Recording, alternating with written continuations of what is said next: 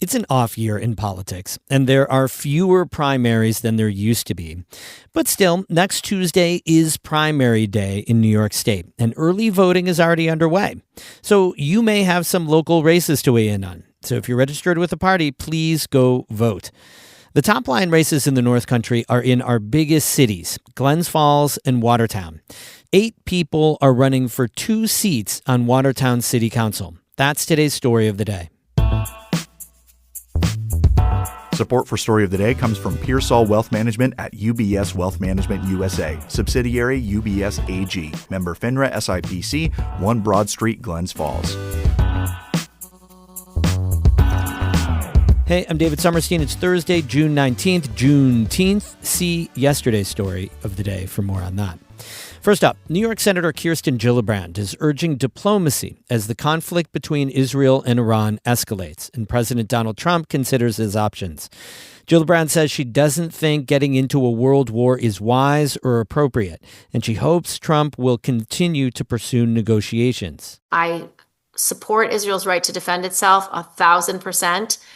And I think the best way to defend Israel is for Israel to be engaging diplomatically. I think it's strategically the best solution, not starting a war. Gillibrand says Congress has the sole power to declare war, and the president could only respond in an exigent circumstance with congressional permission. Gillibrand says she expects any military action would be aggressively debated in Congress. A bill to add a warning label to some social media platforms cleared both chambers of the state legislature as this year's session came to a close.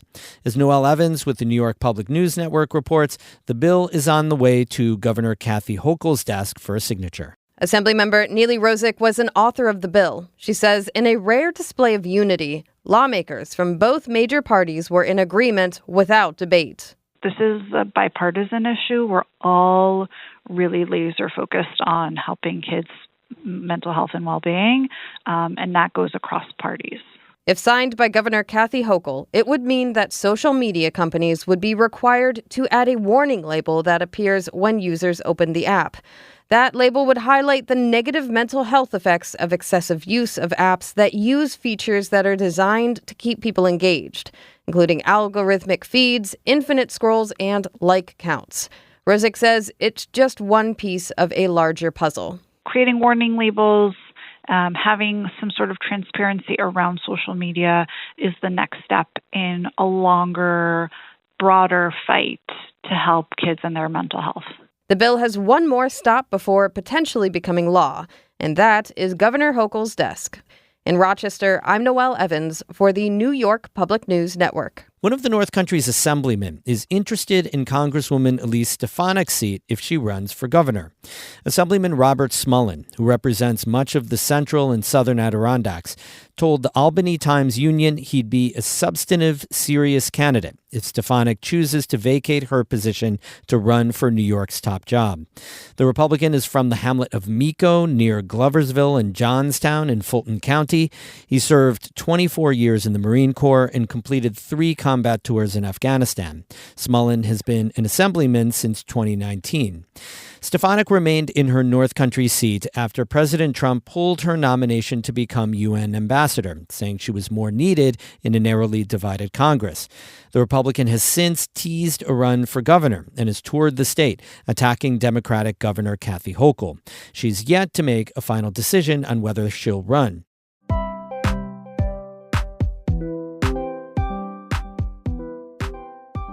So primary day is next Tuesday. Go vote if you're registered with a party.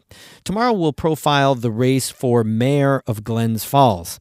In Watertown, 8 candidates are vying for 2 spots on the city council.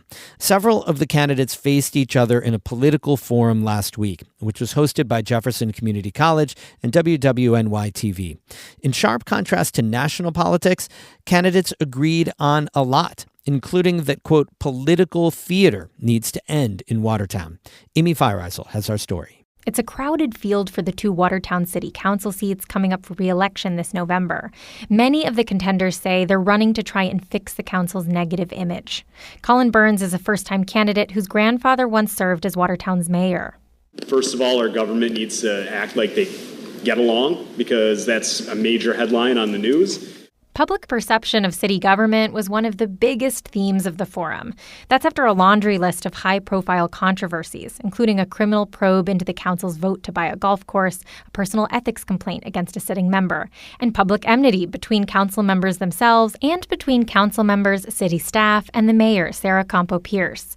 Pete Monaco is the former assistant superintendent of Watertown's Public Works Department. You know, it's kind of sad when you hear your neighbors say, I got to get home.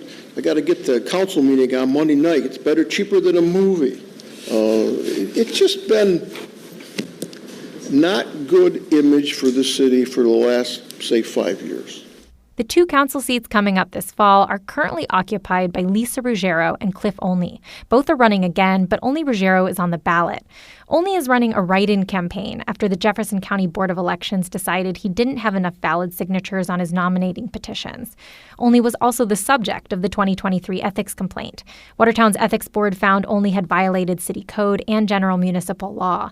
But Olney has repeatedly denied any wrongdoing and says his right to due process has been violated. During the forum, candidates repeatedly talked about Watertown as on the decline, and many blamed it on current and past council members not wanting to make difficult decisions, like increasing taxes to match inflation. Incumbent Lisa Ruggiero, who has served 2 terms on the council, said she's had her hands tied because other council members have refused to act. You run into it where you got some that are just afraid to break the tax cap or don't want to have a tax increase because they feel it makes them look bad.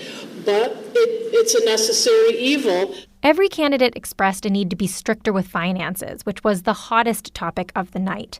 WWNY-TV's Jeff Cole served as the panel moderator and laid out the financial hole the city is staring down. A $4 million deficit this year with a $9 million deficit coming next year, according to the city comptroller's projections. The city is also facing the loss of a lucrative power contract with National Grid in 2030. Engineer Shane Garabrandt served on the city's Hydro Commission and says he's running because the next council will be responsible for navigating that change.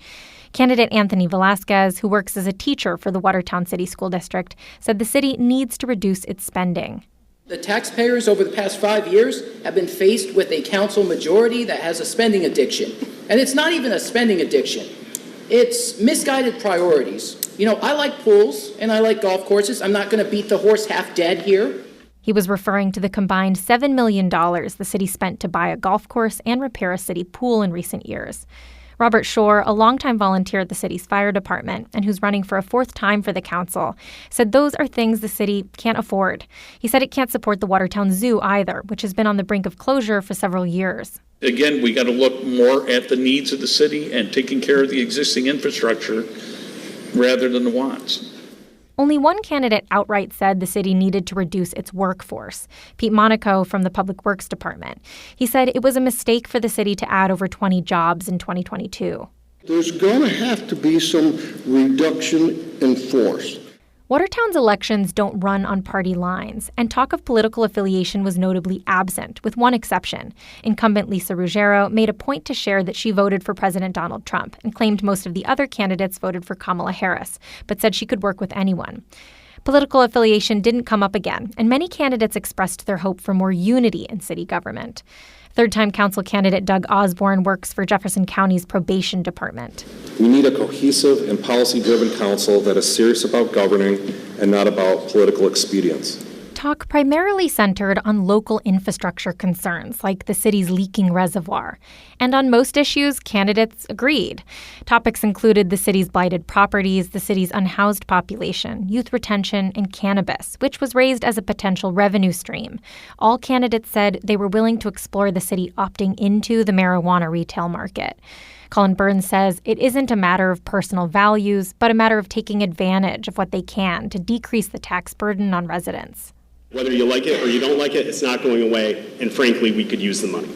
That seemed to be the theme of the night, alongside a sincere desire to see local government work together and run more smoothly, and to make Watertown, a place all candidates say they love, a city that residents can be proud of.